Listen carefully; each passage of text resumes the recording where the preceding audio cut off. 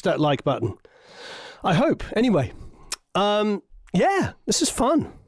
This is fun to do this here. So last night, yesterday evening, Eric and I were like, what are we going to do for Friday? We could do the usual Fact Friday, but we could do a double whammy, couldn't we? Because we could talk about a guitar like we would in a Fact Friday, but we can also critique some mixes.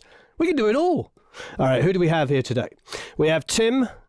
We have Tom. How are you, Tom? We have Michael Kroger. We have Axel. We have Calcaria Chimera. Jens. Hey, Jens. Hey, Roy. Hey, Idaho Turtle. Team Eric says Idaho Turtle. Michael Garding. Roy. Hey, John. Hey, Serge or Sergey. Kieran, of course. Hey, Fiona, how are you?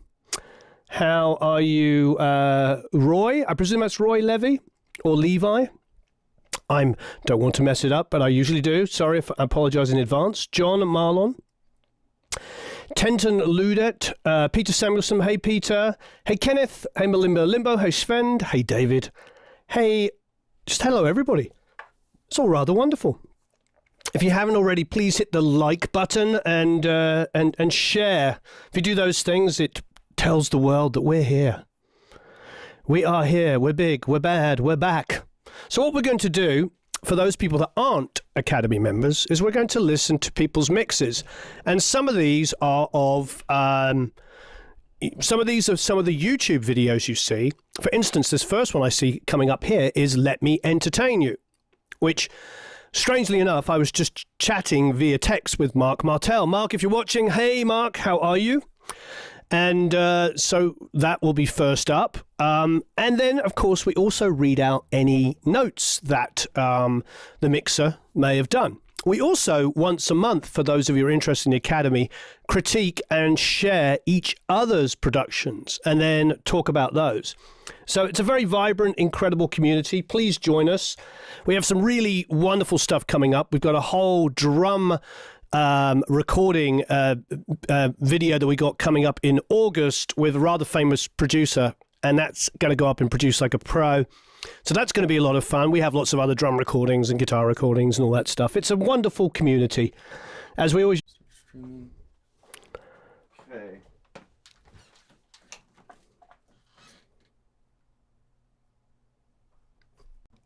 I saw a robbery in an Apple store. Does that make me an eyewitness? Are you trying to get Eric's jokes? You're trying to help him out here with the jokes. All right. Hopefully we won't have any more little issues. I had an interesting drive on the way in. A car jumped the red lights twice in front of me. It was insane. When does that happen? Twice.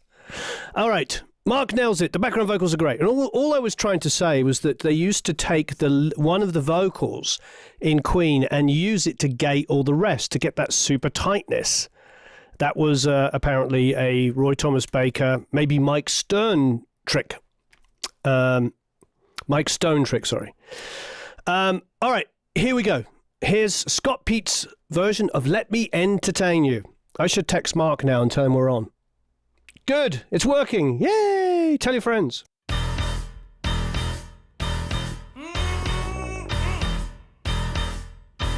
Let's go. Yeah.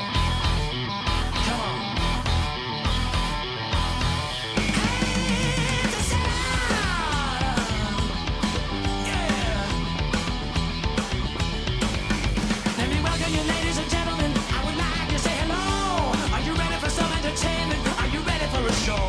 Gonna rock, gonna roll ya, get you dancing in the house. Jazz you, rhythmatize it with a little bit of style. So come on, let me entertain you.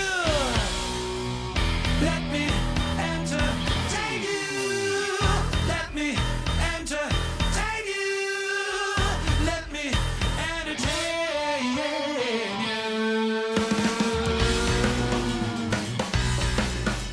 I've come here to sell you my body. I can show you some good merchandise.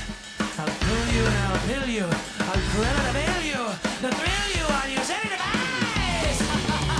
We'll give you crazy performance. We'll give you grounds for divorce. We'll give you blistery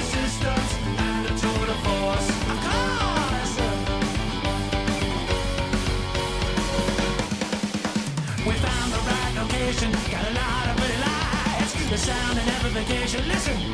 Yeah, if you need a fix, if you want to hide, Stickles will see to that. With Electra and EMI, we'll show you where it's at. So come on, let me entertain you. Let me entertain you. Let me entertain you. Let me entertain you.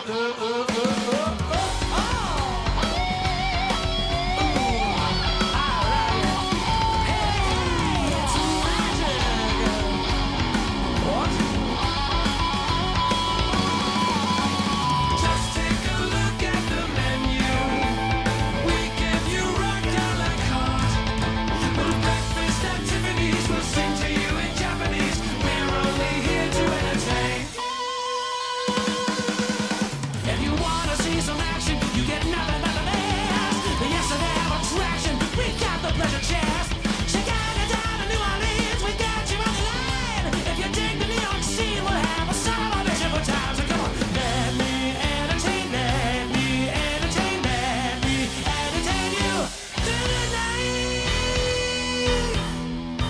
Hey, where's my backstage pass? Oh. There it is. Back there on the wall. It was there the whole time.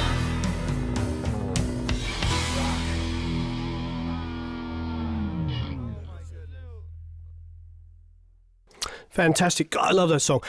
And Mark did text me in the middle of that, so there you go. Hey, Mark. So I really like it. You know, this one I think is a complicated song in as much as that it's very intense and very fast. We cut it to the original tempo. So there is no, we didn't put down a click at like a fixed thing. It has the same breadth as the original itself. Which is always a challenge, I think, for a lot of people that are used to things being completely gridded and like absolutely perfect. And now, don't get me wrong. As I said, I had to tune a few notes of my background, so I'm nowhere near as good a singer as Steve, or obviously nowhere near as good a singer as Mark. So there's a little tiny bit of manipulation here and there.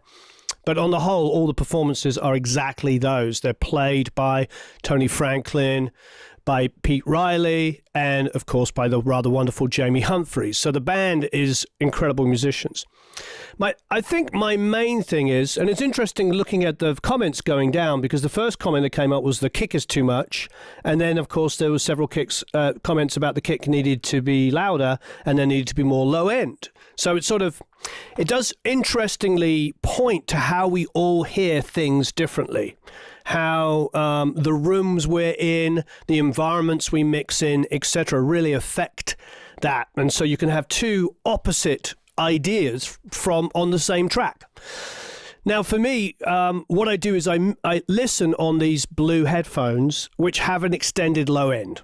Let's be honest. And I actually like them for that, because they're not true, they're not flat, but I'm able to hear when the low end is too much.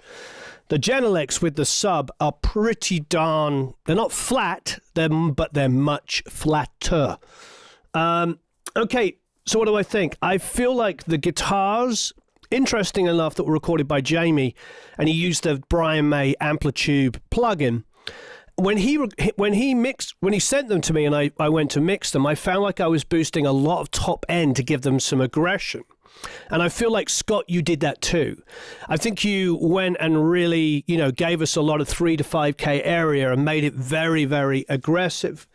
But the problem I'm having is it's a little crowded in that 3 to 5. I wonder if that's a master bus thing though. Were you applying a little bit of extra EQ? Was there some ozone maybe gently going on there and a little bit brighter? It's not like it's rip your head off brightness, but it's definitely an aggressive sound.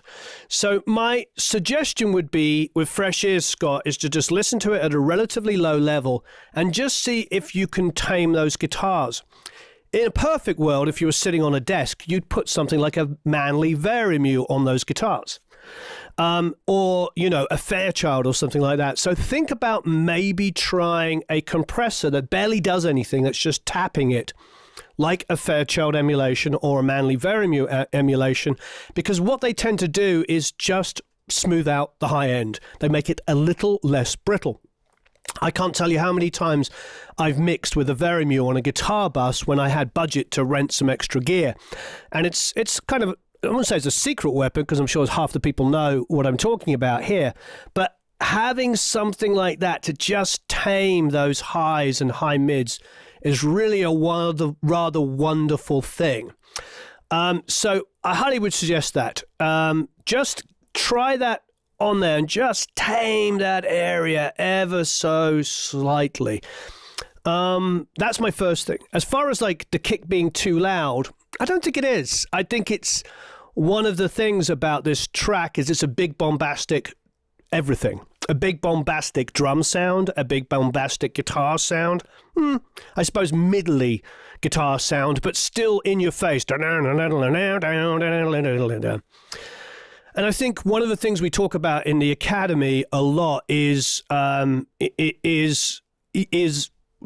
just thinking about, boosting and cutting EQ and compression, which is what, most people teach. That's just a piece of it. What you really want to learn is like how to capture a song in its entirety, not just sit there and talk about boosting and cutting frequencies. That's a sort of like, it's a difference between a cause and a symptom. You know what I mean? Like, what's the cause? What do we need? And I like this. It's big and it's bombastic and it's jumping out of the speakers. I just think those high mids are getting a little bit too squished together, just a little bit too. And when I go to the Genelecs and I crank it, it's just starting to rip my head off just a little bit. And those are a lot softer than my older Genelecs, which really would have whipped my head off. So it just needs some taming in those high mids. The kick could probably have a little less 80 and a little bit more subbiness to it. So, that would allow the bass to breathe a little bit more down there. Let's just go to this section here, have a quick listen.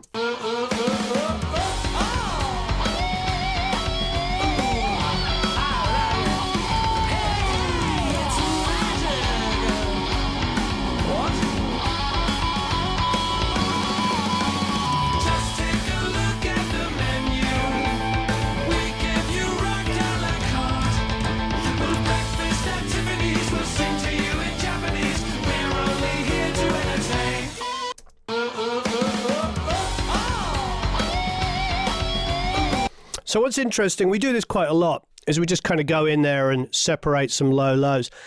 What's interesting about this is the bass itself is quite audible. If I go and get Slate's new fancy, it's not new, it's newish, Infinite EQ. I like this EQ. Okay.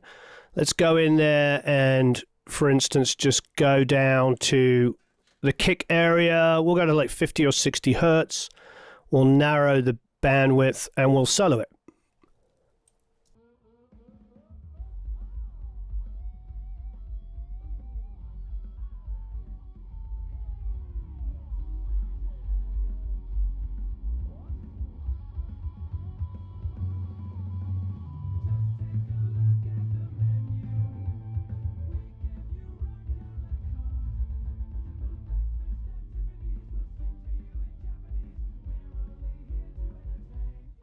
It's pretty good. Probably some of the systems you're listening to, you can't hear that super lows. I start going down to about 40. But there's definitely some crossover you can hear between bass and kick drum, which is absolutely fine. It's lovely to have some bass, down 60, 50, 40 area. Of course you want it down there. You just don't want it to dominate the kick.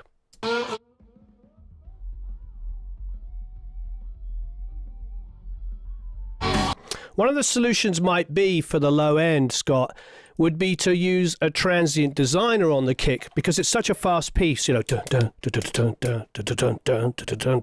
really super fast kick drum, is maybe getting there with a transient designer and just shorten the sustain a little bit. So it just, instead of going boom, boom, boom, boom, boom, boom, it's more boom, boom, boom, boom. That I think would help a lot. So what's happening is quite a few people are saying they don't hear enough low end in there. There is a decent amount of low end in there, but it's not necessarily defined. For me, a secret of a good kick drum mix, especially obviously in rock, is to have the snap audible, tick, tick, tick, tick, tick, tick. Have that audible so that it draws your ear to the weight that you've created. So you've created some big, fat, low end on that kick drum, and the clickiness on the top, which can be 2.5, can be 1.5K, can be 2.5K, or obviously in metal like 7 above when they're getting really up there. But, in a rock track like this, you could go to 1.5 for some toughness, or typically 2.5. That's what Dave Jordan would always use with Alice in Chains. He showed me that trick. He would do it Alice in Chains, Jane's Addiction. That's like a 2.5. That was his kind of thing for the clickiness, which is quite a kind of pleasing, middle ground between a classic rock and modern rock. So what I would suggest then is just making sure that you get enough weight down. 60 hertz is obviously a typical area for kick drum. Sometimes it's 50 because, of course, people grew up using API EQs, which are 50, and Neve EQs, which are 60. And that's where our ears start getting tuned to. But when you're bringing up that 50 and 60, you're also bringing up a bit of 40, which is okay. A lot of mixers will actually, at 20, just pull that out of the kick drum. And that might sound like, what? But in rock, not subby 808s, not having anything around about 20 makes the rest of it sound louder. I remember Richard Furch saying to me that when he rolled off 20 hertz, like high passed it off of his kick drum got audibly louder because that low area was filling up, this low end rumble was filling up a lot of energy in the mix. It's quite a logical thing. Try it for yourself. It's going to be difficult because you won't be in an environment that's going to hear 20 hertz, but you're going to be in an environment either with headphones or some kind of sub or the car where you'll hear the 40, 50, and 60 can actually get sort of more focused, appear tighter. So that's where I would usually do. And then make sure to use, a transient designer to shorten that sustain. I think that will really help because at the moment it's hitting with the bass. It's really, busy, and it just creates a lot of kind of reverberant low end. That's why I try to stay away from reverbs on anything with super low. It's why with room mics I try to high pass out that super low area so it doesn't get all muddy and in the way. Really good high passing is a secret to better and louder low end. The idea that we don't high pass gives us more low end is really foolish, of course, because if you've got like 4 or 5 instruments all with frequencies that overlap each other, they're just going to create mud, not more low end. They're all going to slightly phase cancel each other. So you have to be selective about what you focus on down there. So for me, Scott, I would focus on that, on getting the low end of the kick to be clearer, more defined, shortening the sustain of the kick a little bit, and then just have a look at those high mid areas, particularly on the guitars. It's just starting to get a little splatty, if that makes sense, kind of just, a bit messy up there. And again, I wouldn't say necessarily initially go and turn down your boost on the high mids. I would try something just to soften it a little bit. And if you can't find a plug-in like a tube compressor that would do that, something like a Fairchild or a Manley Verimu, then just start to obviously bring down your high mid boost. Excellent. All right. Great work, though. And thanks ever so much for doing that song. I'm a huge fan, obviously, of Mark's and Jamie and Tony Franklin and Pete Riley. They just did an amazing job. And, of course, the wonderful Steve Magora on keys and backgrounds. All right. Next up is, who do we have? We have Malimbo Limbo. And Bill, Malimbo Limbo, says, when I first heard this song, I could easily imagine Simon & Garfunkel singing it live in a small venue. I knew I had to mix it like one of their songs. I listened to the tracks and set up a mix in early March, but a bad cold messed up my hearing, and I just got back to it this week. In all, I have about 6 hours in the mix. I took out the keys and the pads and dropped the snare down to light percussion level, almost not there. Guitars are heavy to the right as we're in the midst of a simple Simon & Garfunkel songs. Like they were in most, of the simpler Simon & Garfunkel songs. I mean, that's fine, pan the guitars, as long as it doesn't feel too weighted, it can be a nice effect. Likewise, the vocals are more to the left. Other than basic EQ and compression, I use several tape delays on the guitars as well as Vitamin. I gently massage the bass with max bass. I want listeners to feel like they're listening to a really nicely mic'd guitar and not really notice that the bass is filling in the lows. Okay. I automated the schnizzle out of the Vox tracks, then added Vitamin and a doubler to make it sound more like a second vocalist filling in on the right. I hope it worked. Thanks everyone for the feedback. Okay. And then it looks like lots of people were in there giving feedback, which is always wonderful. Okay, here we go. A limbo.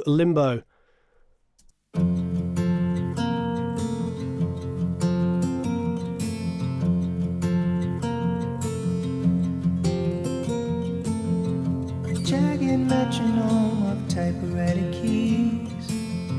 A simple thought brings you to me, and I'm thankful every day. I'm so glad I found you the old-fashioned way. In a time when we want it all, everything so fast, write a text, no time to call, to slow down, oh I pray.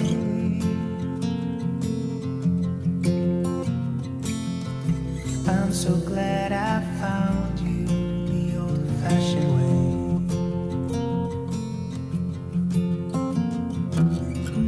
I'll write to you with ink from a pen,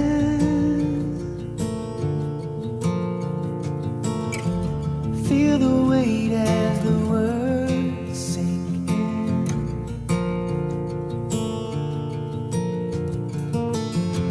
My mind moves too fast for my hand.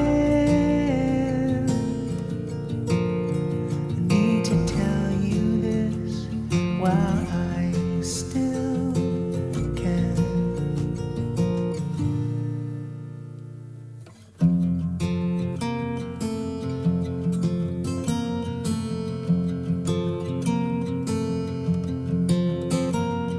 It was so dark that a warm summer night, I much prefer it to the bright blue light. I feel the need to say, I'm so glad I found you the old-fashioned way.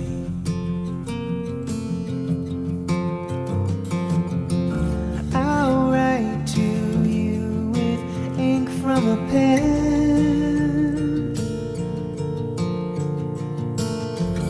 feel the weight as the words sink in.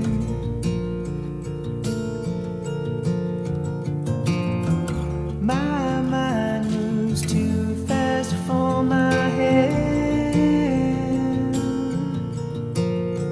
I need to tell you this while I still can.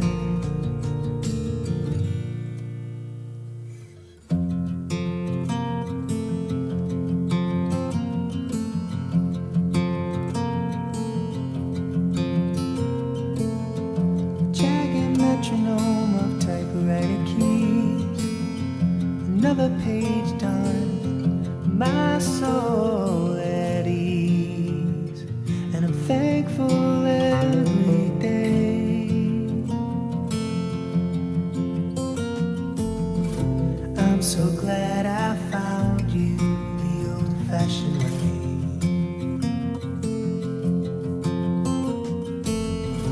I'm so glad I found you the old-fashioned way.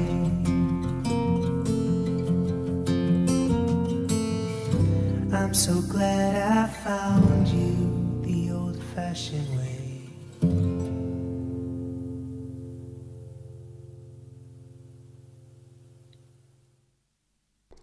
I really love this, Bill. It's beautiful.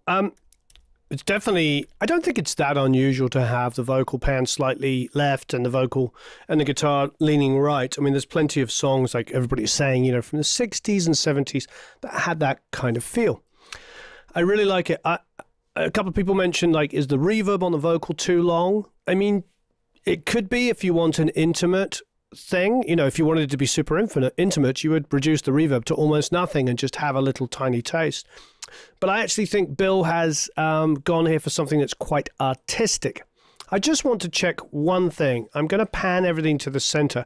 I couldn't tell if my phase meter in my head was just going off, whether there was some of the vocal put back into the reverb. It felt like there was a slight phasing thing going on, but I'm not going to say it was. It's just, so I'm going to go to split mono, going to get the trim tool, and we are just going to unlink it and take one side and flip it out of phase. Time when we want it all, everything so fast, rat-a-tats, no time to call, to slow down, oh I pray.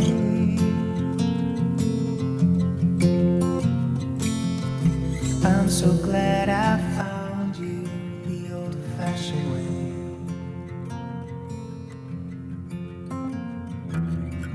I'll write to you with ink from a pen. Feel the weight as the words sink in.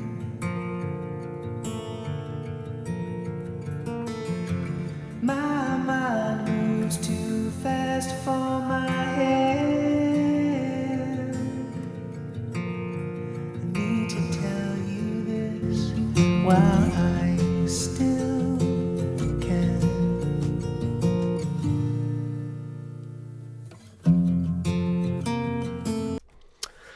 I think what I might suggest, Bill, is a tiny amount of additional compression on the vocal, just like 1 to 2 dB, just with the occasional word that kind of goes just a little tiny bit out. God, it's so subtle. You could maybe automate it, and then the other thing you could do, and we're talking like a couple of dB, you know what I mean, that just taps, just those occasional words that just pop out ever so slightly. You could automate it if you liked, but just a little bit. And then maybe on your send to your reverb, also put a couple of dB worth of gain reduction going into the reverb, so it doesn't always jump quite so much.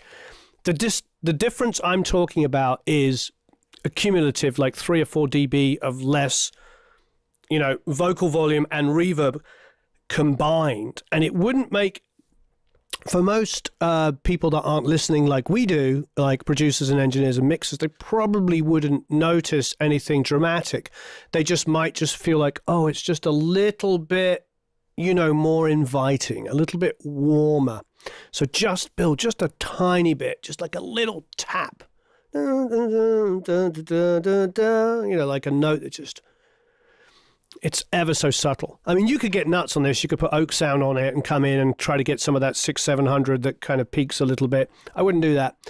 I mean, it's interesting that we live in a world where everything could be so unbelievably controlled with oak sound, you know, multiband compressors and dynamics. And I love it, absolutely love it.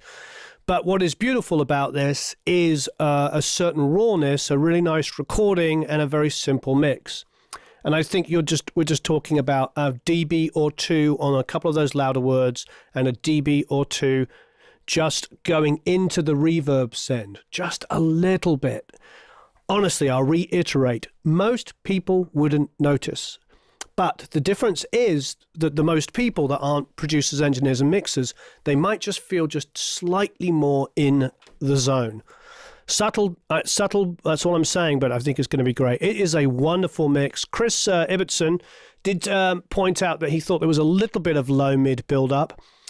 I'm not entirely sure if I necessarily agree, depending on what he calls low-mid. I do think the 600-700 in the vocal, possibly as low as 450, maybe that's what he's talking about, sometimes dominates a bit.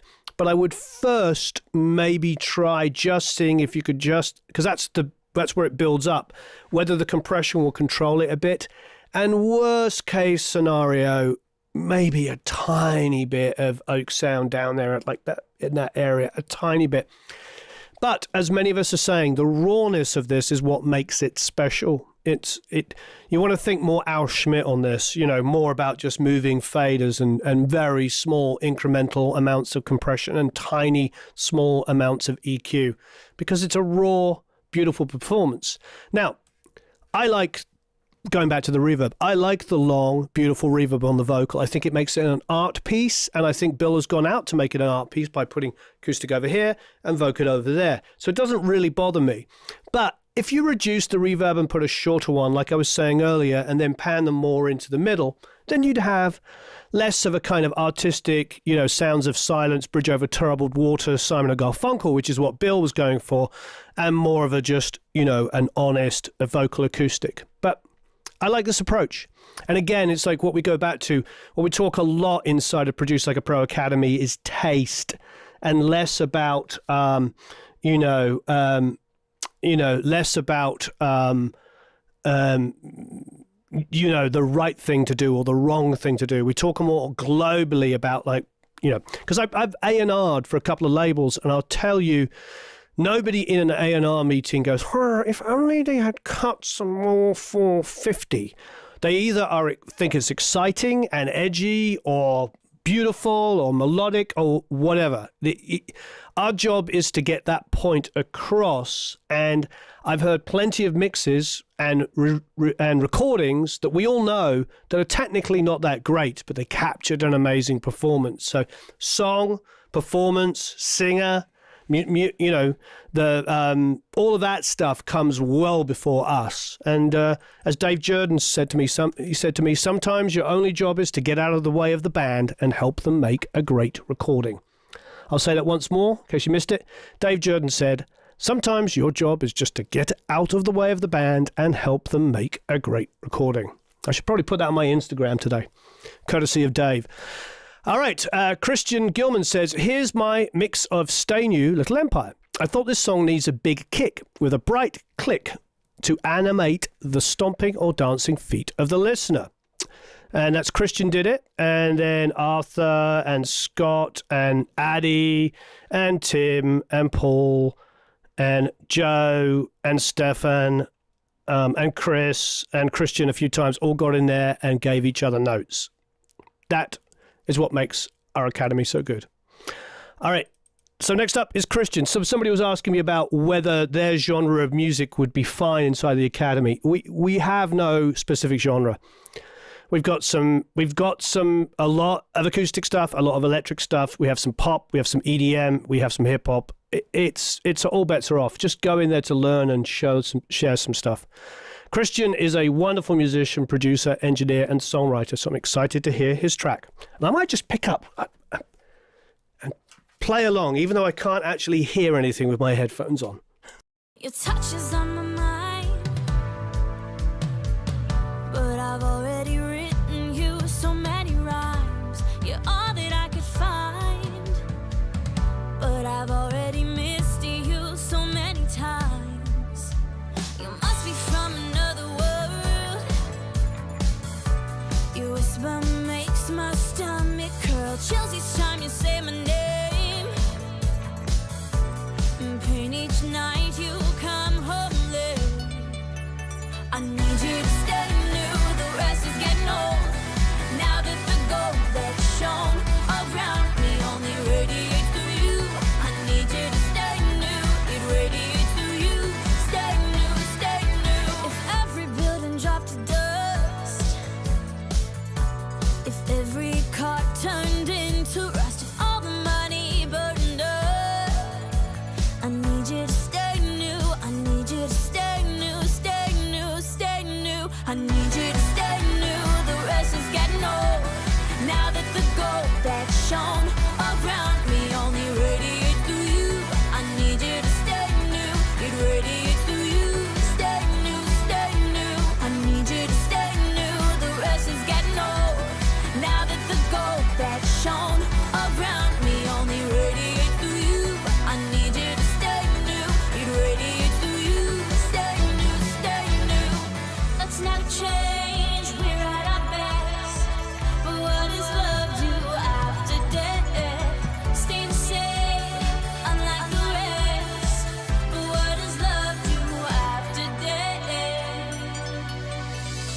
need you to stay new, the rest is getting old. Now that the gold that shone around me only radiates through you, I need you to stay new, it radiates through you. Stay new, I need you to stay new, the rest is getting old. Now that the gold that shone around me only radiates through you, I need you to stay new, it radiates through you. Stay new, I need you to stay new, the rest is getting old.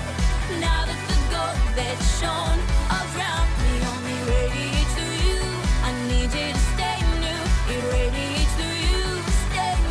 Stay new, I need you to stay new, 'cause the rest is getting old. I need you to stay new, 'cause the rest is getting old. I need you to stay new, 'cause the rest is getting old. I need you to stay new, 'cause the rest is getting old.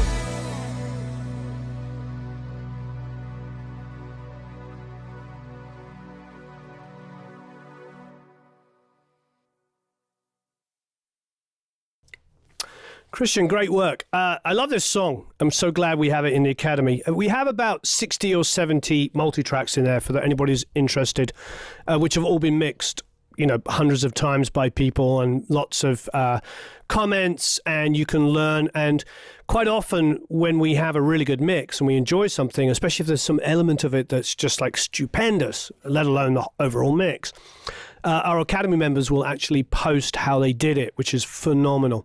So Christian, on the whole, I absolutely love it. I think there's only two things for me, and that's a kind of a build-up of low to low mid frequencies. There's a lot competing between sort of 100 and 350.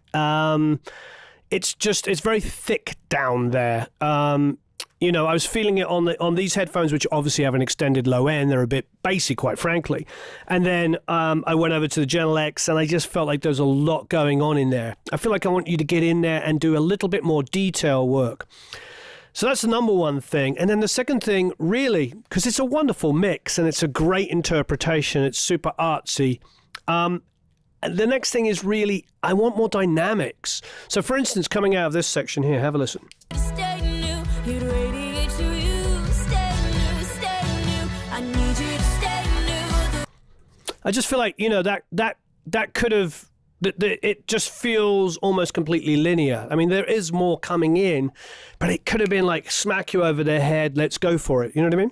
Stay new, it radiates through you. Stay new, I need you to stay new. The rest is getting old.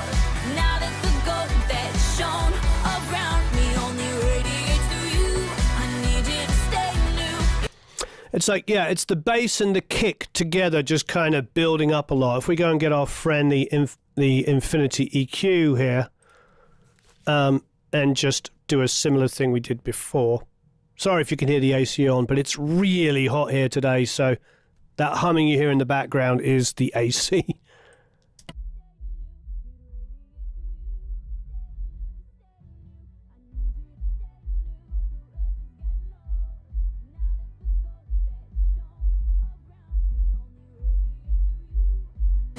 So I think we have a similar thing here. What we have is we have a situation where those, and I think I didn't I have an electronic kick in there going boom, boom, boom.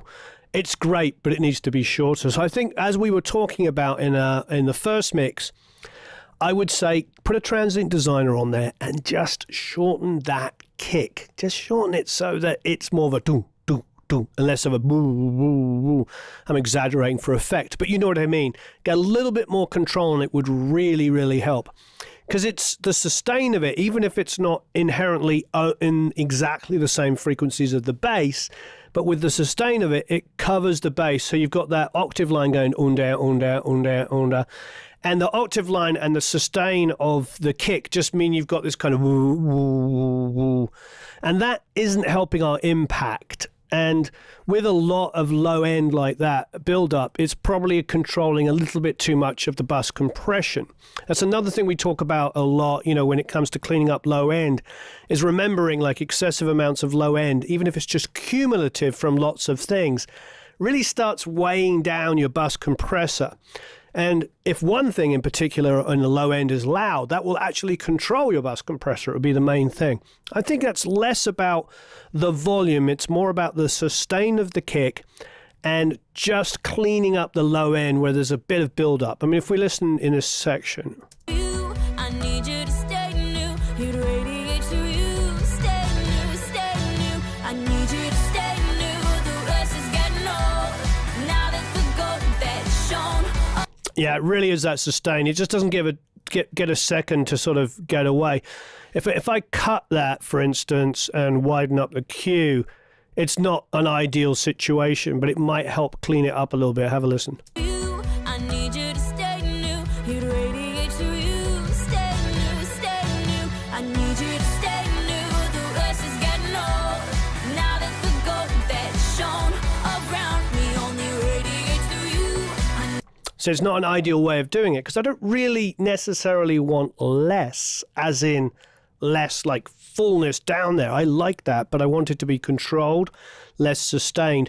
And I want to feel that movement. So it's like thump, thump, thump, thump, rather than thump, boom. You know what I mean? So exactly the same kind of issue we were getting earlier, which is not unusual. And, you know, it can be hard to control. I mean, I use the DBX 120, which is the subharmonic synthesizer on a kick drum. And I use it to trigger 36 hertz. And it's just like a little tiny dong going underneath there. You know what I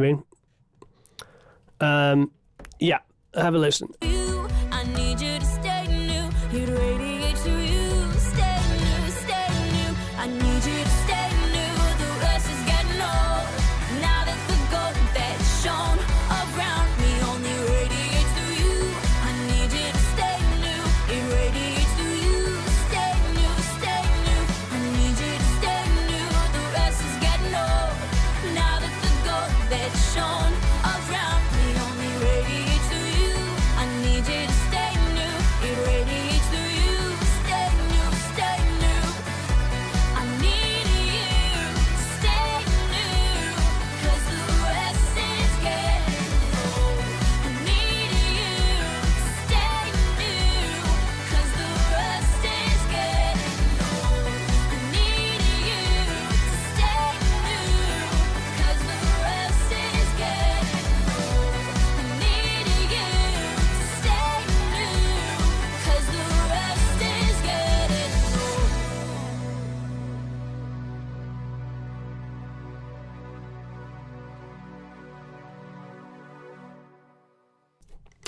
Yeah, I mean, otherwise it's a really beautiful mix. So dynamics, just push up the sections there. Feel free and say for here, for instance, to maybe pull something down. You stay new. I So maybe go and down, and down. You can maybe mute the keys rather than going through. stay new. I So bam, so that when the impact comes in there, again, I love that everybody is respectful of the tracks I give them, but you don't necessarily have to be. I think one of the hallmarks of a really good mixer is not being afraid to mute things, not being afraid to, you know, make decisions that make sections and transitions more powerful. So it's really for me dynamics and getting that low end to be absolutely perfect. But otherwise, a really wonderful mix. Another wonderful mix from Christian. Great work. Next up is Kenneth Clark. Hey, Kenneth. And Kenneth says, really enjoyed the vibe of this track. I left the bits in the beginning and I was going for a jam session type thing. Struggled quite a bit with this track, but hey, if we're not struggling, we're not learning. Well outside my comfort zone. Not sure how much everyone else is going to enjoy this, but I appreciate any feedback. Excellent. Thank you, Kenneth. Wow, the AC's pumping. Here we go.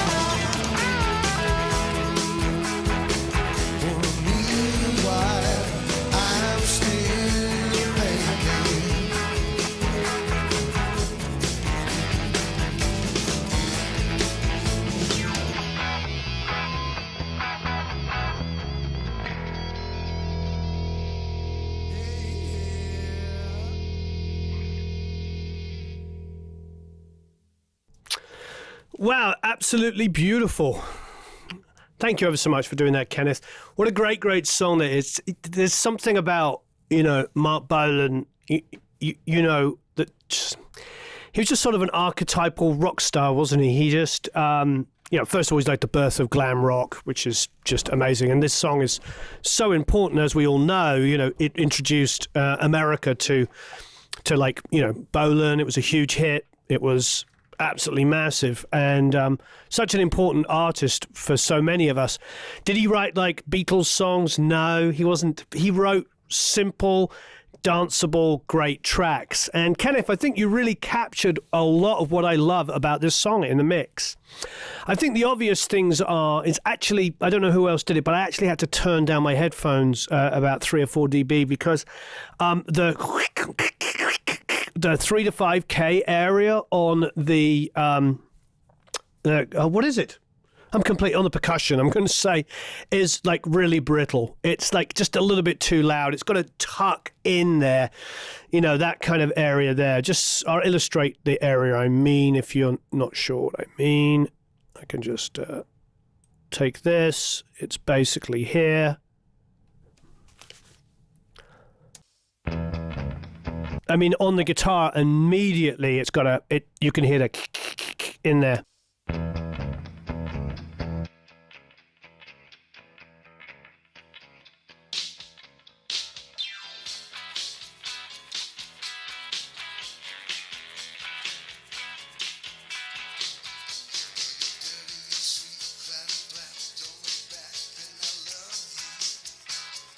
Yeah, it's like between 3.5 and 5.5 K. It's just a little too aggressive for me.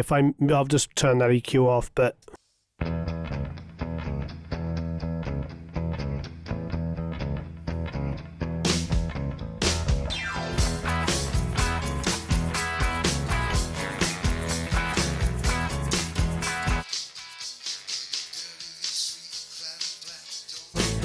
So just kind of get in there and see about like controlling that area just a little bit. I think the first thing you could do, quite frankly, is just bring that shaker down. I can't remember what it's called. I can't remember what we used. It's the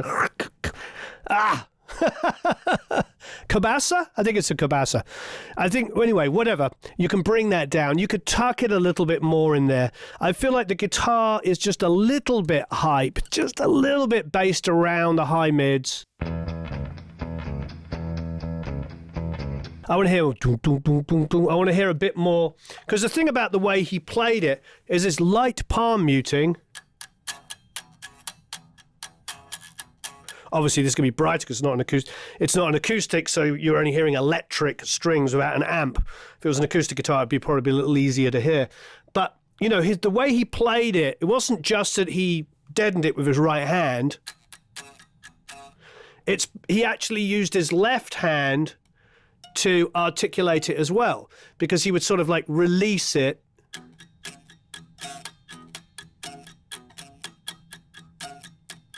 And the problem is if you boost too much of that, it loses some of that beautiful, smooth Mark Bolan. And I think I want to hear a little bit more of the thickness of the guitar and a little less of that 3 to 5K area. So one more listen, just so you know what I mean.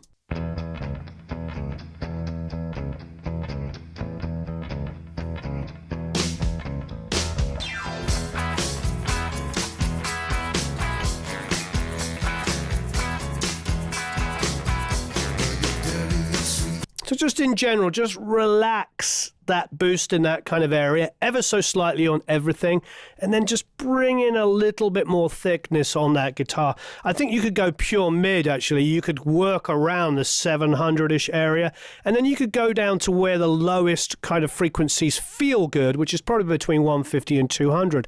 I think typically on guitar mixing, I'm going around about 150, 200 and giving a light bump, just to thicken it up a little bit.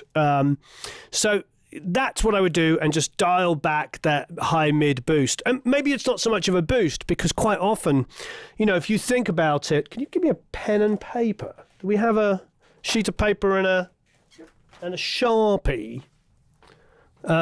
So when you think about it, boosting and cutting is exactly the same thing depending on volume, So I'm going to draw the dumbest thing. So,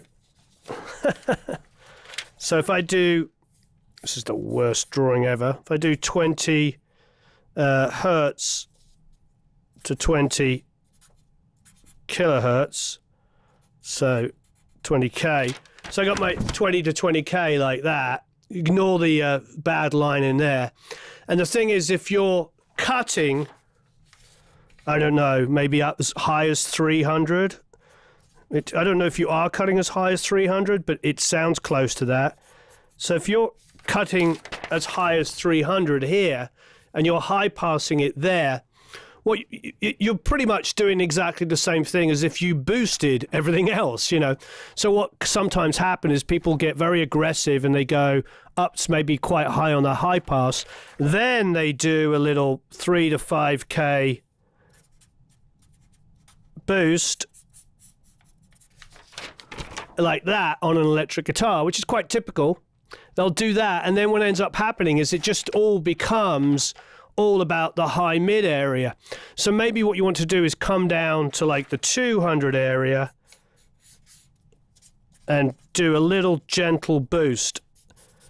And if you can go to the low kind of musical kind of 200 area here and boost it, you can still high pass. I did a lesson on this on EQ about a year ago. And what I talked about is you can actually you can make something feel fatter and warmer by actually boosting the frequencies that are sympathetic to what you're hearing, like actually a really good frequency to go to. So if you go down to about 150 or 200 on an electric guitar and do a boost there, you can then cut up to it and it won't feel thin because you've taken the nice low resonance of the guitar and made it feel fuller, but you've also effectively got rid of all the unwanted kind of low end down there that you don't need.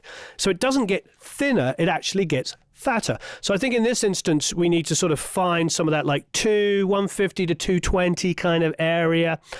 And just warm it up down there. Take a little less of the high mid boost. If it's not too boosted up there and it still feels a little aggressive, sometimes if you don't have a fancy dynamic EQ or multiband compressor, I sometimes suggest just using a de-esser. Gochio is saying which 12 dB or 24 dB shelf at 200. There's no rules. To be honest, I wouldn't cut at 200. I would boost around about 200, and then I would control it at about 100. Because you're not trying to get rid of all the low end of instruments when you're high passing. That's not what it's about. It's about using a gentle slope so you reduce the build up. we're not building jigsaw puzzles here. If you want to do like a modern metal or EDM track and you want it to be like absolutely mathematically correct, which I see a lot of like tuition videos doing, that's fine. If you want a mathematical kind of approach where you just build the mix like building blocks, okay. But in music like this, and most music that isn't like kind of Lego block built music, you want to remove excessive amounts of low end. You're not trying to remove it entirely. There's nothing wrong with a bit of extra 20 hertz on a kick drum, for instance. You're not trying to get rid of it. You're just trying to control it. For instance, when I do bass boosts, often, sounds strange, often I'll high pass going into a bass boost so that I get a tighter cue. And it feels just a little bit more natural than putting the EQ afterwards. It's the same thing I do with reverbs. I personally like to put the EQ before the reverb and control the high and the low boost that's going into it so it doesn't boost too much. The reverb then sounds natural because it does have low end in it, it does have high end in it, but it's a controlled amount. So think about it in those terms. You're trying to like corral something. You're not trying to like make it feel like it's all absolutely perfect, because that sort of mentality brings us the music that everybody criticizes. Everything's gridded, everything's tuned, everything's absolutely perfect. It's not about that. Mixing, recording has always been, about just shaping it, and the tools have just got better. And now we're just trying to be careful not to overuse them. But Kenneth, it's a great, great mix. Absolutely love it. Look at the 3 to 5K area with the percussion elements, the little bit of the clickiness on the guitar there, bring a bit more body back, and just, I think, just a little tiny bit warmer all over, and I think you'll have a total winner. And thanks everyone who does this, who submits mixes, because this is huge. Submitting a mix, submitting a mix really is putting yourself out there, especially on a live stream with, a few thousand people are going to watch this. So we just put out a course, didn't we, Eric? We did.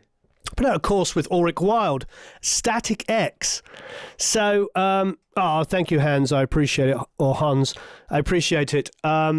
So Eric's going to put a link to that course now, but we're also, there it is. There's the course. You can get it, but we'll also do a giveaway on it. Why don't we do a giveaway on the course? It's a really good course. And if you're a Plap Academy member, you get a little special discount. So remember that as well. So here's Ulrich's course. All I would like you to do is hit the like button. There's 300 people watching live. That's wonderful. Please hit the like button first of all. And then what do we want to know? What do we want to know? So we can get that 300 likes going. I would like to know, what is your...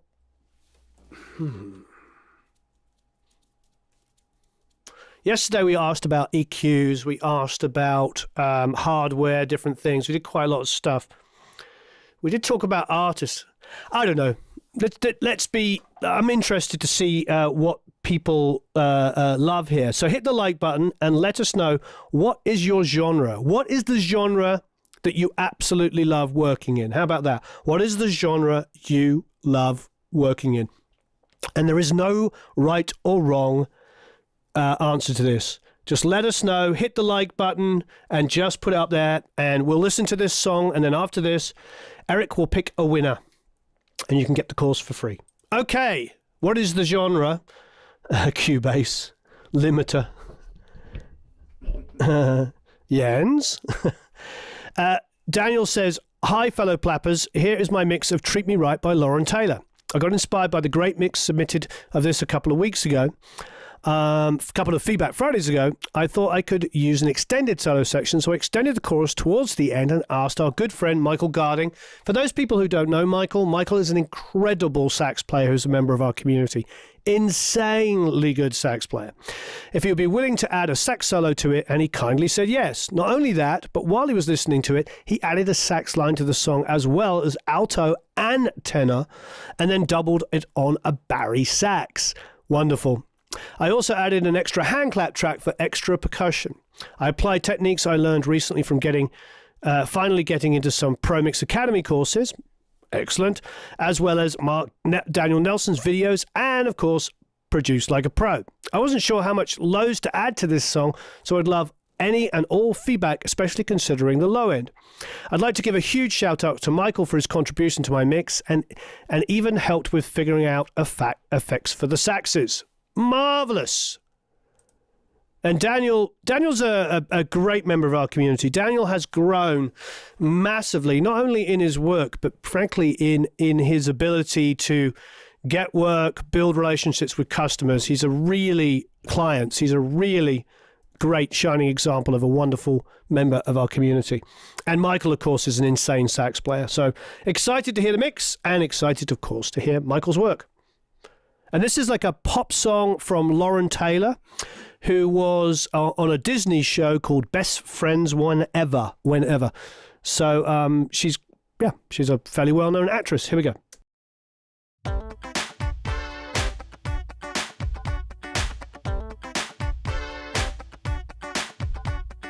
Other girls may take your shit, but I ain't gonna deal with it. They might let you call the shots, but with me, you're not. You know I don't fall for your games. Keep it a boy, watch me walk away. If you want to call yourself mine, be a man and just treat me fine. Ain't got your mind, don't waste my time. Be a man and just treat me fine. But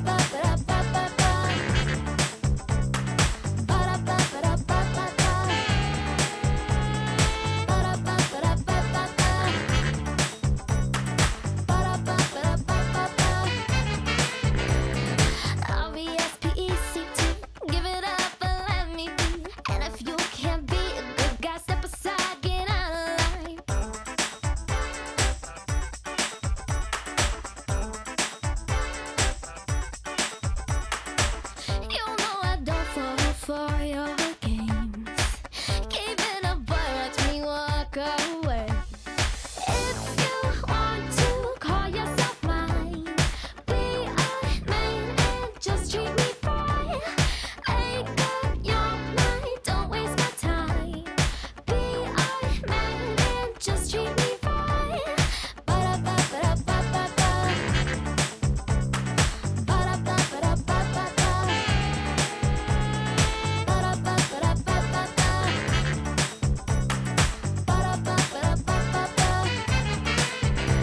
And I can be yours if you're willing to work. Well, yeah, I can be yours if you're willing to put me first. Yeah.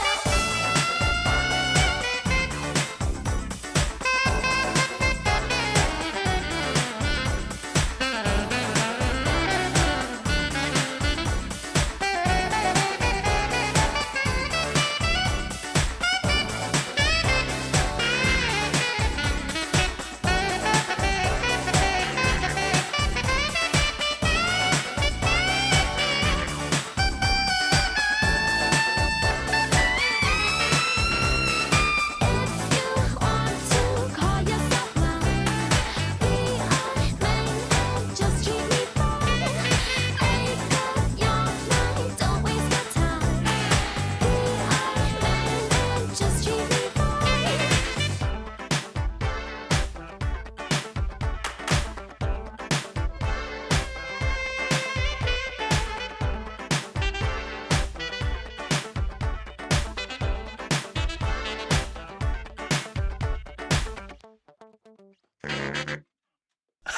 I love it.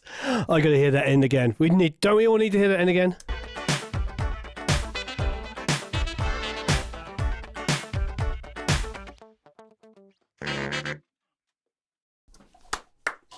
Absolutely superb. I know I keep threatening this, Michael, but we have to have you play on some of the tracks. With some of these mic tests and gear demos we do, it's going to be a little bit of a logistic nightmare, of course, because I'm going to have to ship you a mic. Michael is such a wonderful player, and Daniel's such a wonderful guy and a wonderful talent. It's interesting because when it first started off, I was a little like, oh, this is too tame for me. You know, because let's go back to the beginning. See if you know what I mean. And that's part of the surprise, though, isn't it?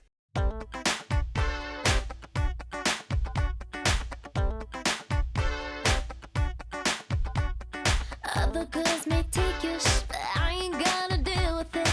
They might let you call the shots, but with me, Oh, that's a good idea. So, Bobby, that's a great idea. You and Michael and I need to get together and discuss a song. It needs to be something soulful for your voice and Michael's playing.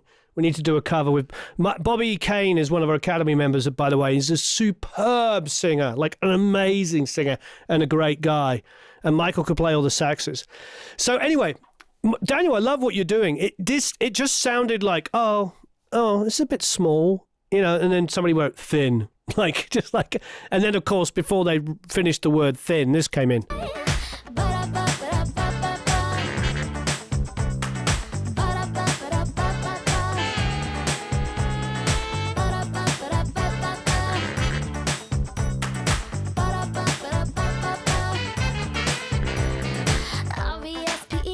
I think the saxes are so well recorded. Yeah, that's me playing all the instruments. I programmed it. I play guitar and I play bass. But Michael's like really beautiful sax lines are so well recorded and sound so real. It actually, the whole idea was to do a track that sounded like, you know, early 80s, Herbie Hancock, something, well, Chic is obviously late 70s, I'm a huge fan of. And so it's kind of got a Nile Rodgers guitar part, who I am absolutely a huge fan of, meets, you know, actual real musicians. And Michael, wow. And Daniel, thank you for getting this together. Daniel, you're absolutely incredible. I agree with a couple of comments. The vocal could come up a few times. I think it's an automation thing. I think you just sit there with low volumes. Somebody was asking about, well, it's printed louder. Why are we not hearing it louder? That's because we volume match. So, for instance, the last track was turned up to 0.72 dB, And then the track, this one was turned down 5.4 dB, and then you can see the level difference in the track. So we don't blow people's heads off. We don't turn it up louder. You know what I mean? We don't let it play when it's super loud or let it play too quiet when it's too quiet. We level match everything. Okay, absolutely superb. I think the only thing, Daniel, for me, would be to just apply a little bit of grit to it. I think the drums are a little bit too polite here.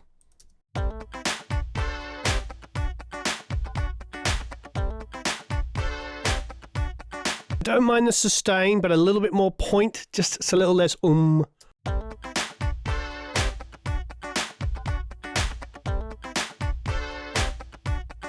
Go this section.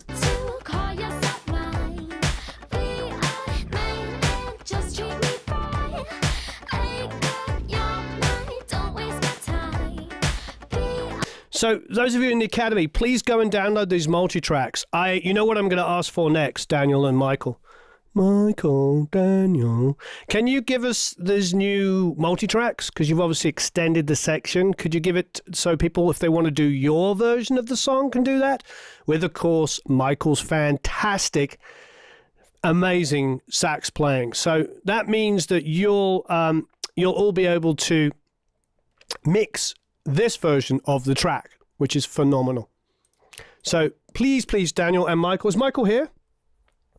Michael, are you here? And Bobby, we have to figure this out, how we're going to do a song together. And Gautier said, the horns in the track take the show. The horns are amazing. Yeah, absolutely amazing. I agree. So, next up is, you know what? Who won? I don't know how to pronounce it, but R-O-E-I. Roy, probably. And what did Roy win? They put down heavy metal as their genre, which is perfect because it's like metal with... That is pretty perfect. Yeah, you're going to love that course, a Static X course. It's Wayne Static singing. And guys and girls, if you haven't got the course yet, please get it. It's absolutely superb, and it's still on sale. It's still on sale, and Eric's going to put a link to it now. I am. He's going to do it. Eric's going to do it. Do it, Eric. Do it, Eric. Yeah, Eric. You can do it. All right. Next up is Eduardo, and Eduardo says, unfortunately, I couldn't be live for yesterday's Feedback Friday. However, I appreciate all the suggestions made by the plappers at the live chat. According to Warren's comments, I increased the volume of the drums as much as possible, as well as their parallel compression. For the issue of giving more punch to low lows, added a bit more to the sub-synth on the drums and a little push to the Pultex, additionally lowered a couple of dB of the tube delay of the voice. Finally, a little rebalancing of the buses and some EQ on the bass, all in the box. As always, I appreciate your comments on this new version. Wonderful.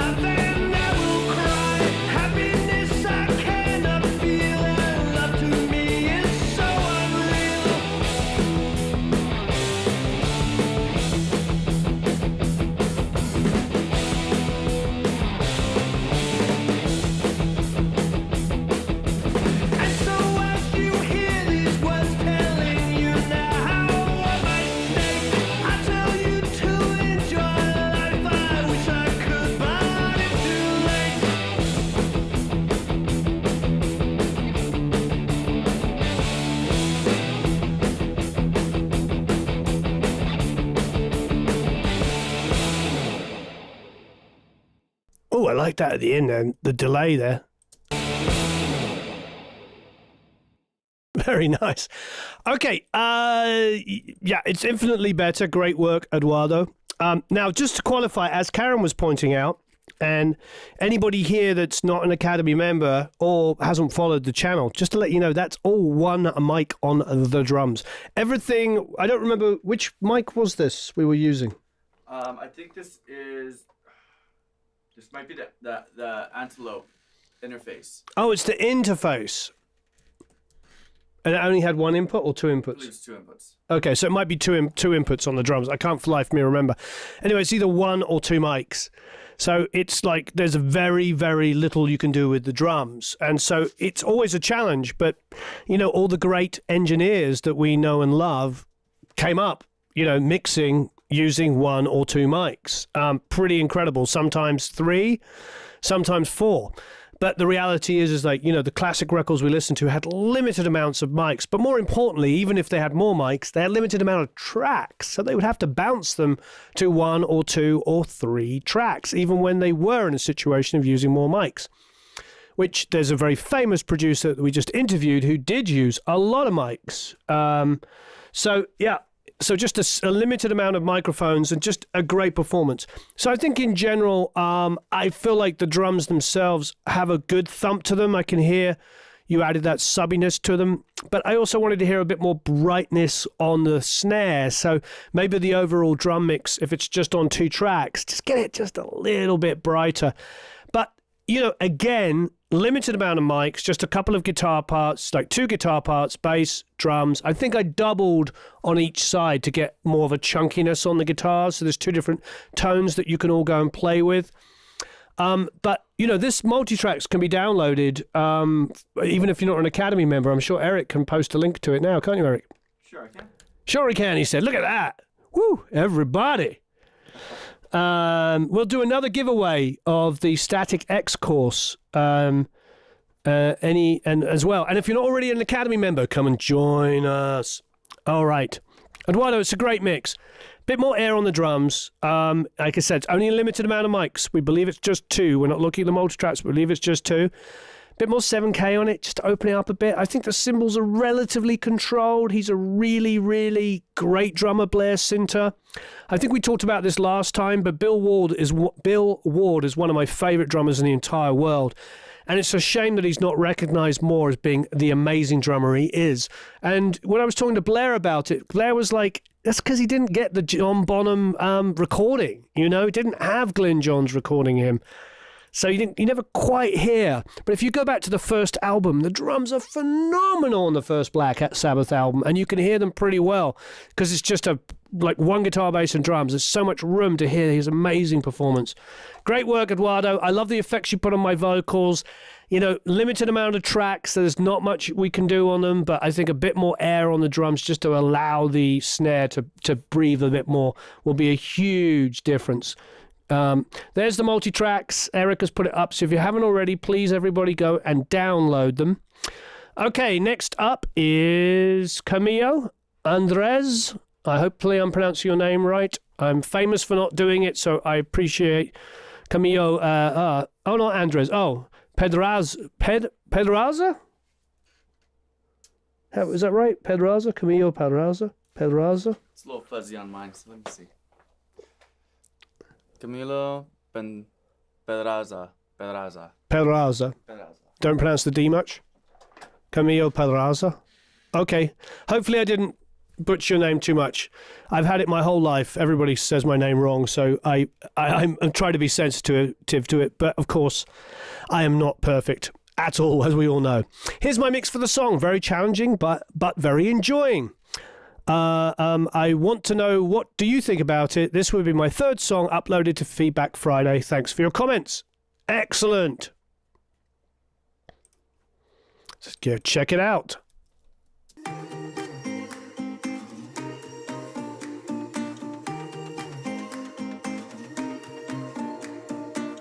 You can leave me breathless or keep me guessing. I'm either laughing or lost in your eyes. Sometimes I'm stranded out on your ocean. Sometimes it's easy, and sometimes we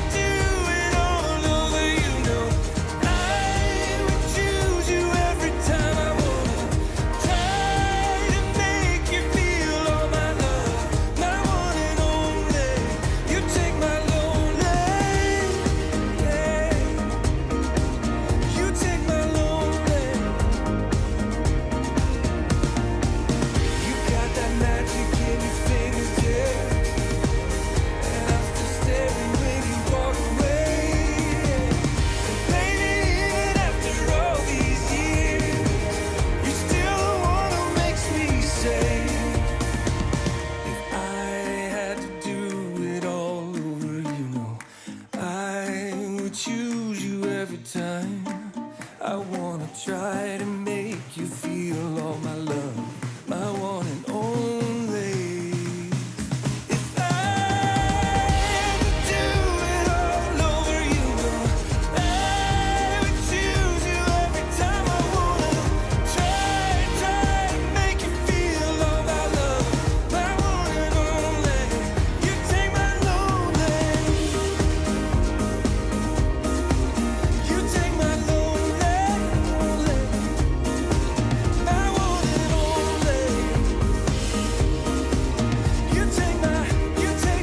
You take my lonely, lonely.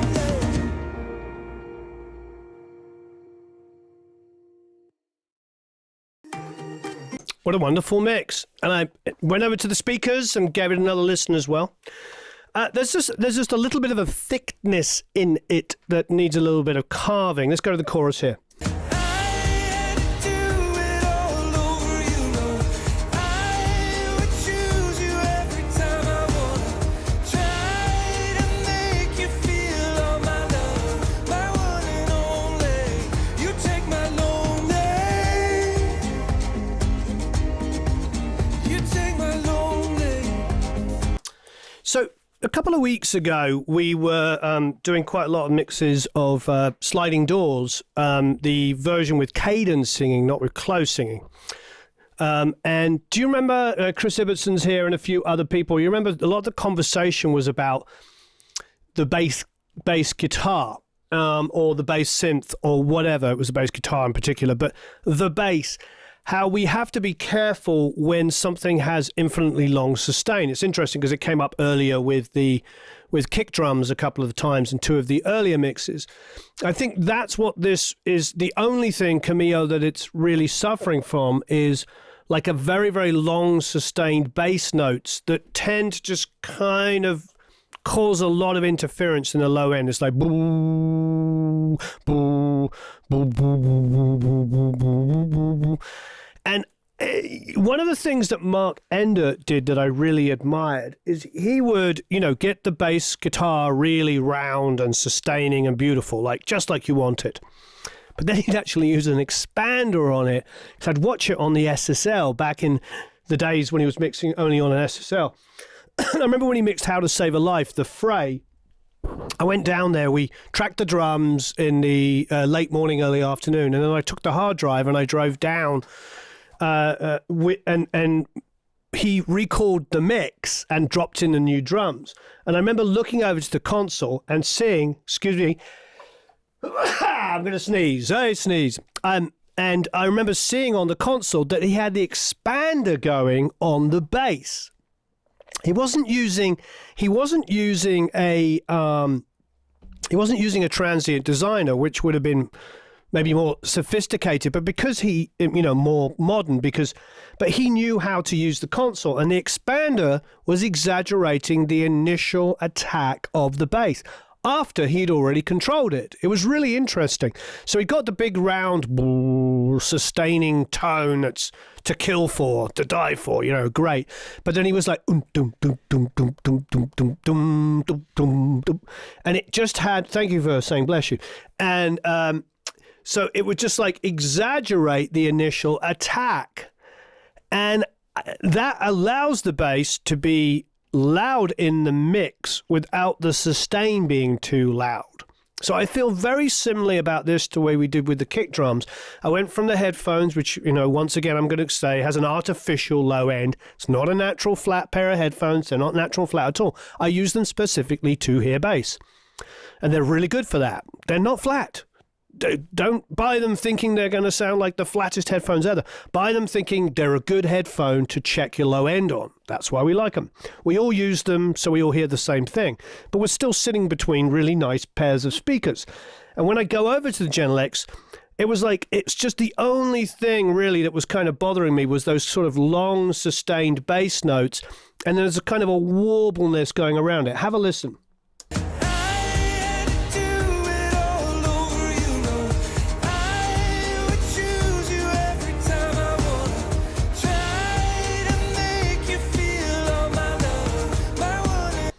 So the kick and the bass are just a little bit too competitive in there, and the bass sustain is really long. So I'd use an expander. If you don't want to use an expander, just use a transient designer to maybe exaggerate the initial hit so that it doesn't have to be as loud.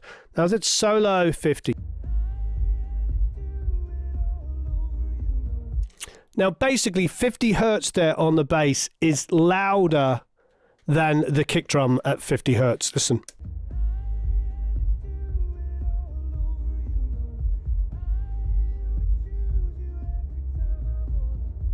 So therein lies a problem. It's not that we don't want 50 on a bass. Of course we want 50 hertz on a bass guitar. Of course, it's beautiful, it's lovely, it's round, it's gorgeous. But we want more of a fundamental 80 to 100 in there. We want the 80 to 100 maybe not as prominent in the kick drum, but more prominent in the bass. And we don't want the bass guitar to have more 50 hertz going on than the kick drum. The kick drum should be more defined down there. So go in there and solo your mix in that area. Go and find an EQ we can solo it and see if you can find it. So I just want you to increase your high pass and Camille on the bass. Work on the sustain of the bass, maybe just exaggerating the initial attack ever so slightly. I'm not talking about going click. I'm not talking about some stupid, I'm not talking about that. It's not about like having some massive attack on the front. It's about having just a little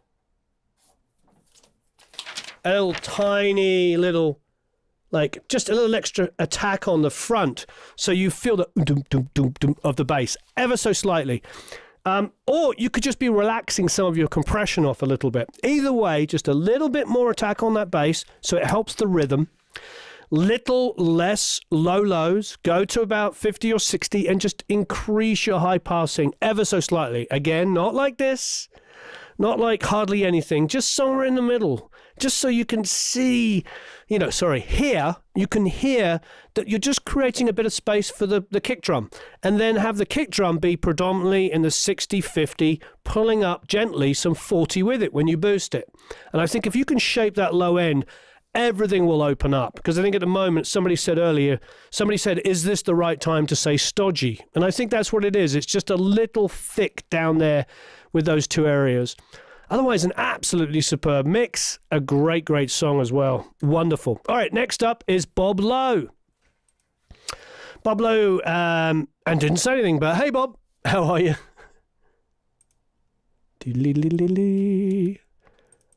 Bob Lowe is Sunset. Let's check it out.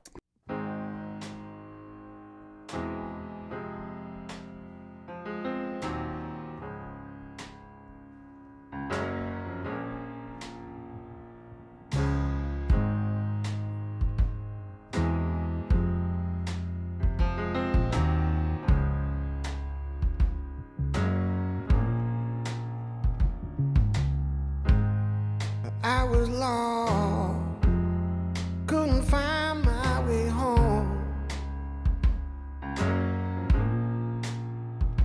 I was tired,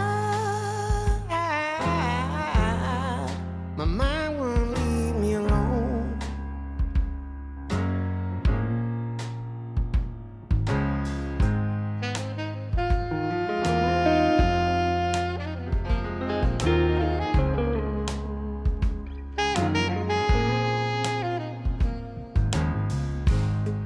I was blind, didn't know how far I could fall.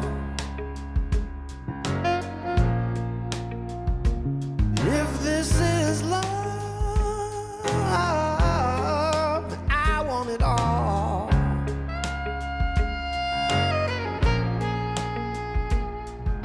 I never thought I would be caught by love so helplessly again.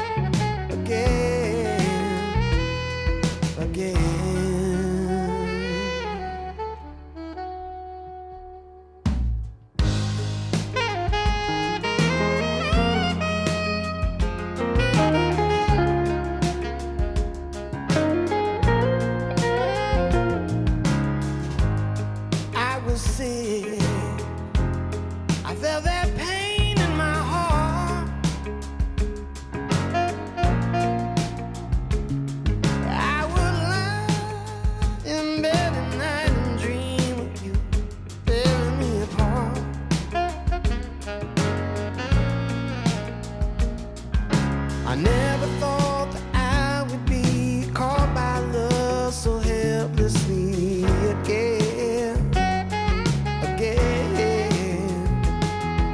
I can't see a reason why for routine under falling skies again. I never thought that I would be caught by love so helplessly again. I can't see a reason why for routine under falling skies again.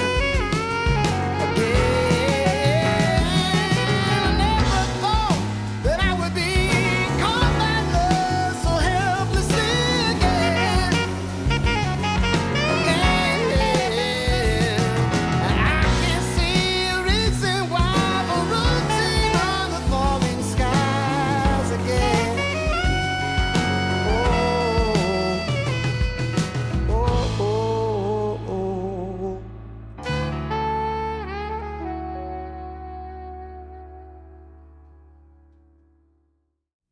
Oh, it's absolutely wonderful. So thank you, Bob, for doing that. So for people that aren't Academy members, this is this is Michael Garding playing sax on this, and I believe, was it Peter Samuelson playing guitar on it?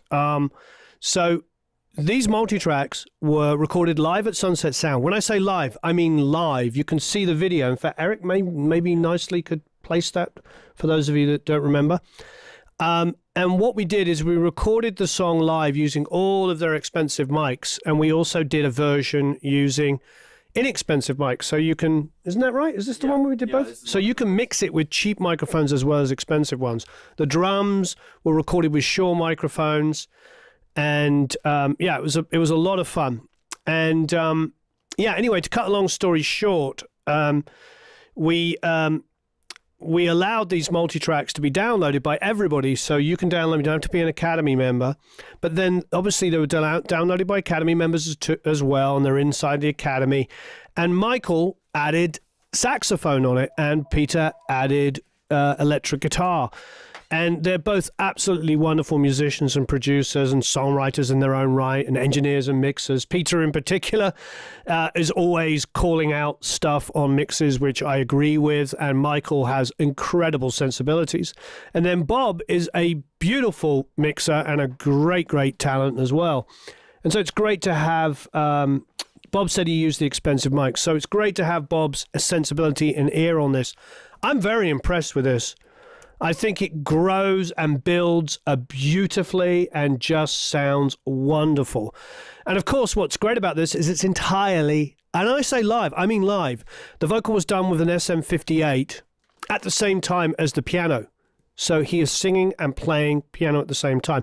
The bleed is almost negligible, so minimal because of the 58. So good lesson. You want to stick a U47 on a vocal while he's playing piano? Be my guest. I've done it. We did it at Abbey Road. We did it on the Fray. And when I came to mix it, it was a nightmare because the U47, when you could hear the voice clearly, was beautiful. But a lot of the time, it was the drum mic and also the piano mic. A 58 is the best man for the job in a live situation. So it's live vocal, live piano, live bass, live drums, all recorded. John Button on bass, of course, he's famously in The Who now, and drums was by our good friend and the rather wonderful Mr. Blair Sinter. So you really get to mix some really great musicians done live, and you get these wonderful Academy members who added their stuff. The other thing is, if you go in the Academy, other people have mixed this song, and they've made comments, and you can listen to other people's work and ask questions and get better. It is all about community. Bob, I don't have anything major to say except for well done.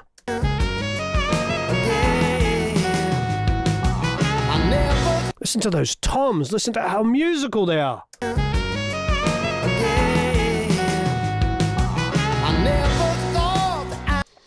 Yeah, it's a... Wait there, is it a Steinway? In that? Yeah, it's a Steinway. It's a Steinway grand piano.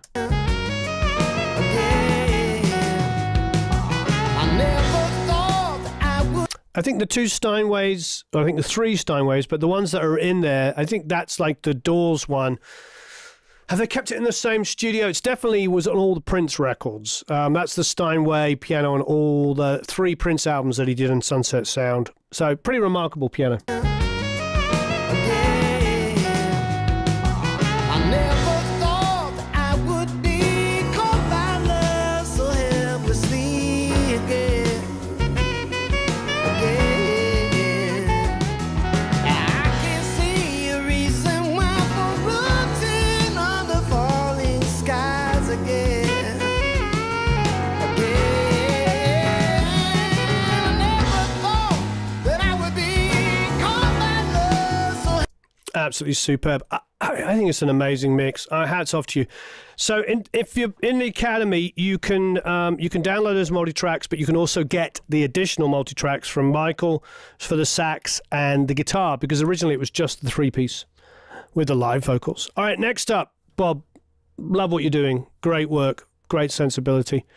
Thomas Ling Paulson says, I've been away from the Academy mixing for a while because I went on a writing spree. This was almost done. Last I was working on the Academy stuff, so I went in and listened with the perspective of time spent away and tweaked it a bit, and now here it is. The main thing I did on this was sample replace the drums, mainly in order to be able to get the drums spread out in the stereo field. This was my first foray into this. Usually I prefer manipulating the recorded sources, but I was going to learn drum placement. Why not do it in a complicated odd meter song with an intricate drum part? The original single mic recording is used as a mono overhead, mixed in Harrison mix bus. Apart from the triggering drum samples, I just mixed it. Great. So a lot of those videos that we do online, we do with one mic, and we record drums with one mic. So what Thomas has done here is he's taken the Genesis song, Turn It On Again, that we covered using one mic, which was recorded by Adam Steele at Hot Pole Studios, the rather wonderful Adam Steele. And so we took that mic and added other elements with sample replacement. So think about that. It's one live microphone, then he's added the kick and the snare and presumably the toms against the original single microphone. All right, here we go.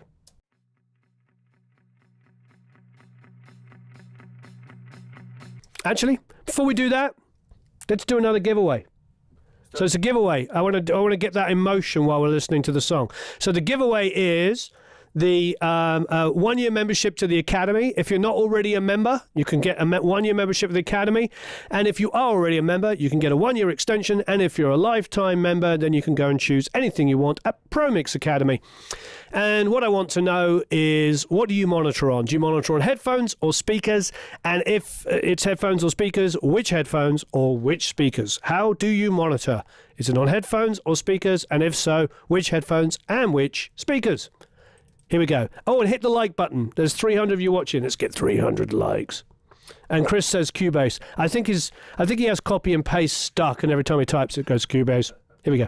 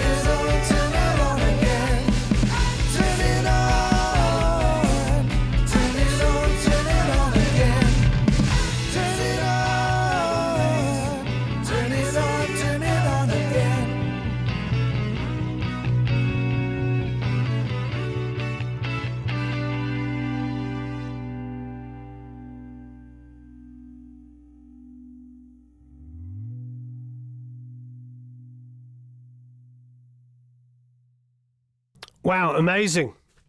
Absolutely superb. I love that song. Okay, so what I love about what Thomas did is the amount of time and energy. Remember, take a single microphone and then place a kick and snare sample and toms. So wonderful, wonderful work. Now, I think we're going to go back. The two main things for me, before I start in on the low end and stuff that we're all talking about, I want to hear more da da dum dum dum dum da da dum dum dum dum.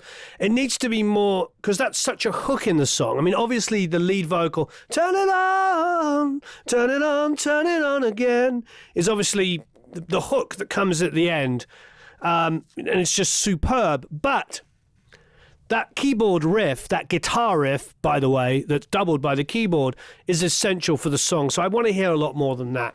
Now, for me, the song is dominated by the bass guitar. If we go in, for instance, get this EQ, go to like 80 to 100 hertz, solo it.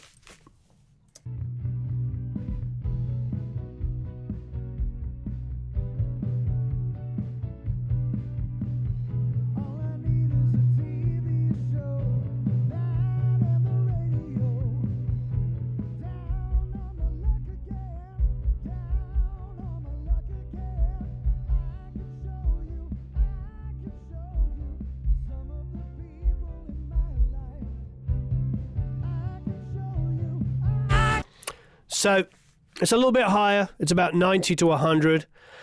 It just needs to be a little bit more controlled down there. The kick again is like really, really super thick, and I like it. However, it sounds too sustainy again. So I'm not hearing definition. There is an attack on the kick, but it's in a weird place. Let's have a listen.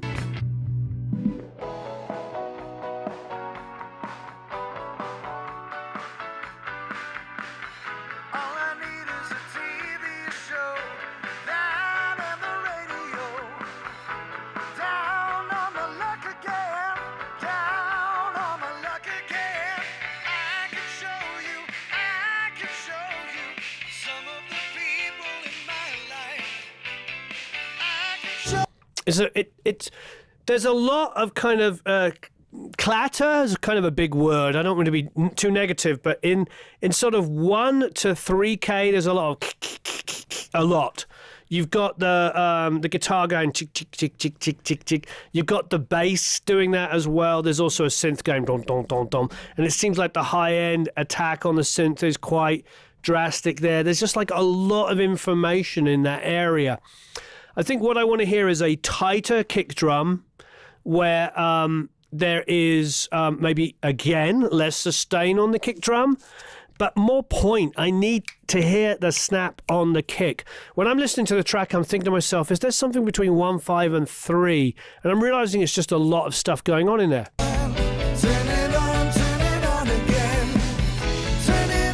But if we just simply went in on that 120 here and cut, let's see what it sounds like. Turn it on again.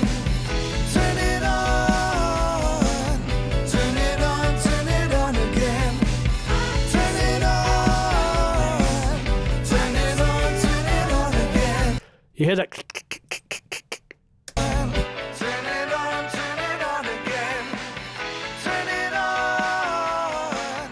Turn it on, turn it on again. Turn it on. Turn it on, turn it on again. Turn it on. Turn it on, turn it on again. Turn it on. Yeah, it just gets really, it just gets very crowded in that area, and that cut.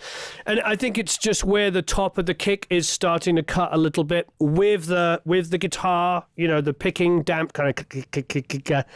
It's definitely a lot of information, plus the bite on the snare is definitely all living in the same place, and then the bass is very excessively pointed between 90 and 120. Seems to spend a lot of time here at like 120, all of which is fine, but it just dominates and becomes like this. You've got 60 all the time, 50 and 60 on the kick drum, and like this 120. I think the bass could be wider. It could have a little bit more down to 80, could be warmer. Then you wouldn't have to have 120 as loud. And because 120 is so loud on the bass, it becomes like this sustained kind of... I think you can have a little bit more width on it. So that's why I personally like the R bass. You know, you can boost it like 80 hertz down there, and it doubles up the harmonics. So you get 80, 160, 320, 640, 1280. You get the point. And it tends to sort of like mean I can make it feel fuller without having to necessarily turn it up. So with bass guitar in particular, if you're always turning it up, that should be an indication that you need to get in some other frequencies in there. Because if it's very focused just on the low end and the only way to make it audible is to turn it up, then it is going to smother things.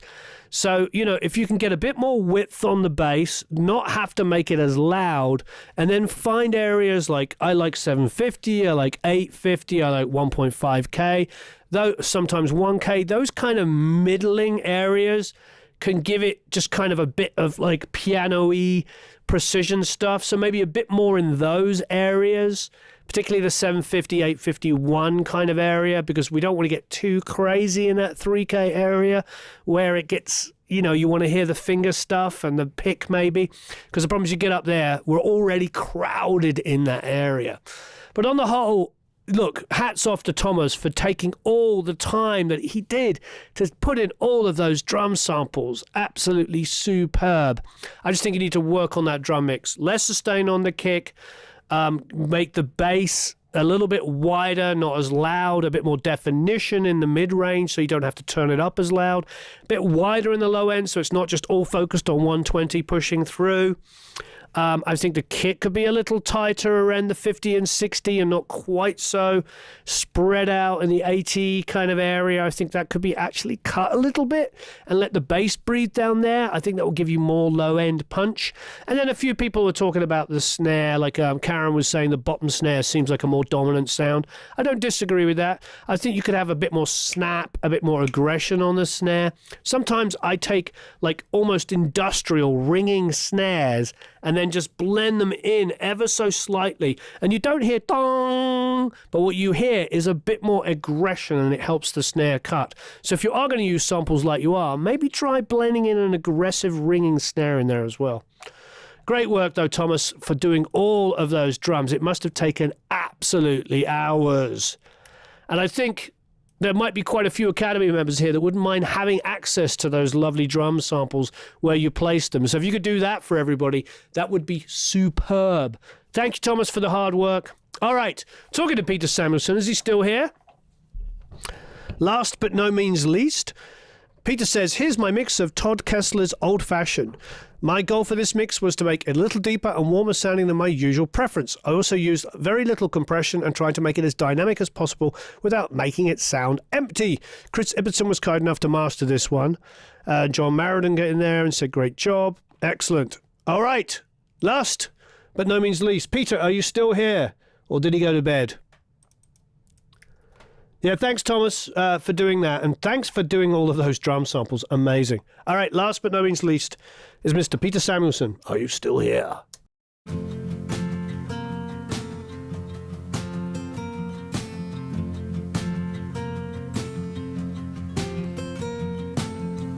Jagged metronome of typewriter keys. A simple thought brings you to me, and I'm thankful every day. I'm so glad I found you the old-fashioned way. In a time when we want it all, everything so fast. Write a text, no time to call. To slow down, oh, I pray. I'm so glad I found you the old-fashioned way.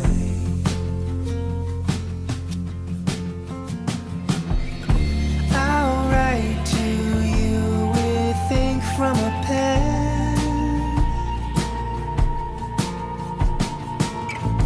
Feel the weight as the words sink in.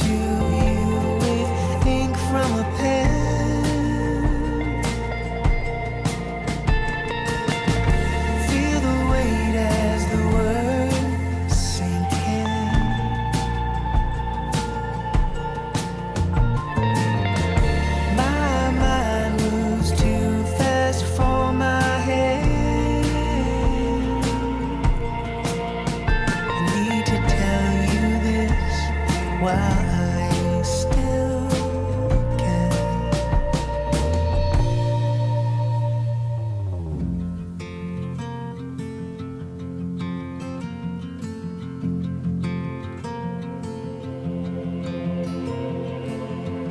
Jagged metronome of typewriter keys, another page done, my soul at ease, and I'm thankful every day. I'm so glad I found you the old-fashioned way.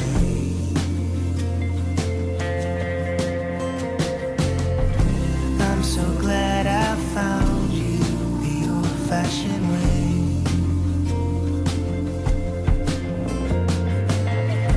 I'm so glad I found you the old-fashioned way.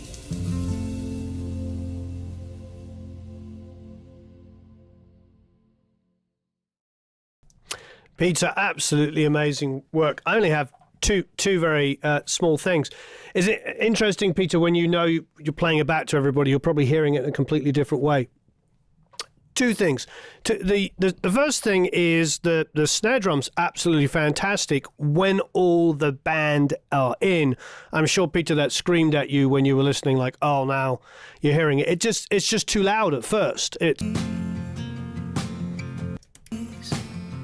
simple thought brings you to me, and I just want it tucked in ever so slightly, just a little bit more.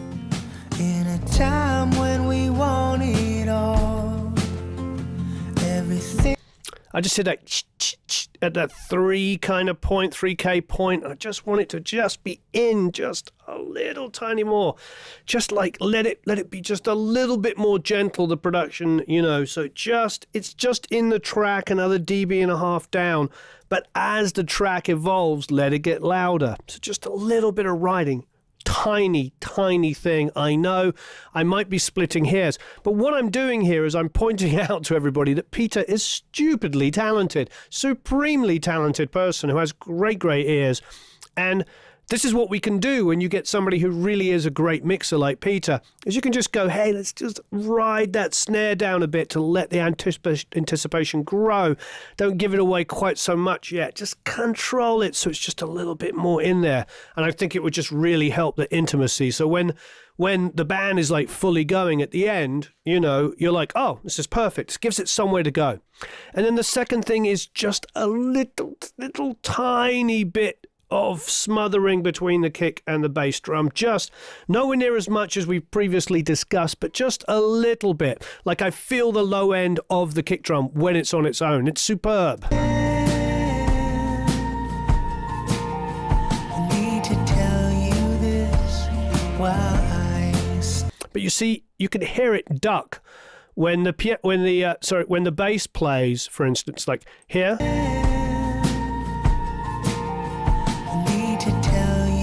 Just completely disappeared there, but not completely, that's unfair, but the low end ducked a little bit there. I need to tell you this while There, for instance.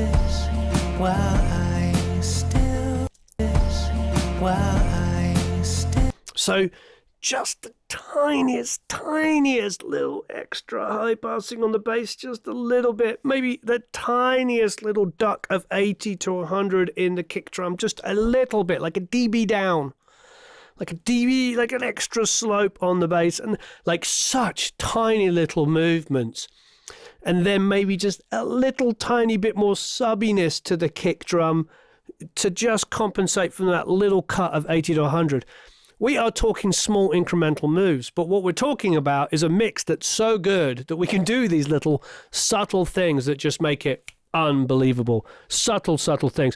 My guess is Peter's so talented that he probably was sitting back listening to it going, oh, just that little bit myself. Yeah, he probably heard everything I'm talking about. And again, very, very small things. For me, a big thing is just getting that snare just a little bit more in there. Just because it's right off the top, it with the 3K kind of, it just kind of like says, hey, everybody, I'm here. And I think it just ducked in there a little bit more would be really beautiful. It's more of a stylistic thing. It's not like it's too loud necessarily. It's just a taste thing, allowing me to kind of come in. Wow. Yeah. Absolutely superb. But yeah, absolutely wonderful. Yeah, and if it's an automation thing and you just want to push up the kick drum a little bit down there as well, you know, could be alternating between the two elements, but it's very, very subtle thing. Absolutely superb. Wow, everybody. What a great, great week. If you're if you're not in the Academy, come and join us. It's absolutely wonderful. Before you go, please, there's 300 of you watching, please hit the like button. I'd really appreciate it. It means a lot. Please share. And yes, as Stephen's saying, thank you everyone that submits songs. Thank you for the incredible talent that's in here.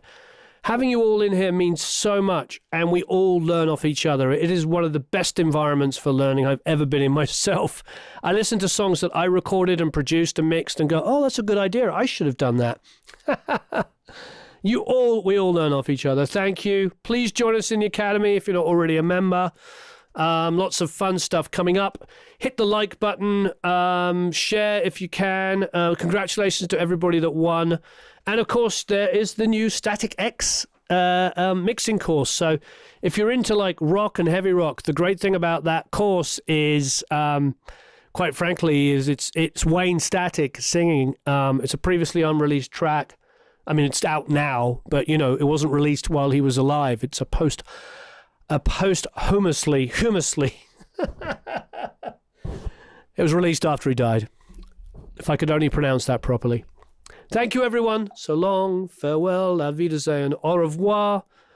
Thanks, everybody. I really appreciate you all. Talk to you all soon.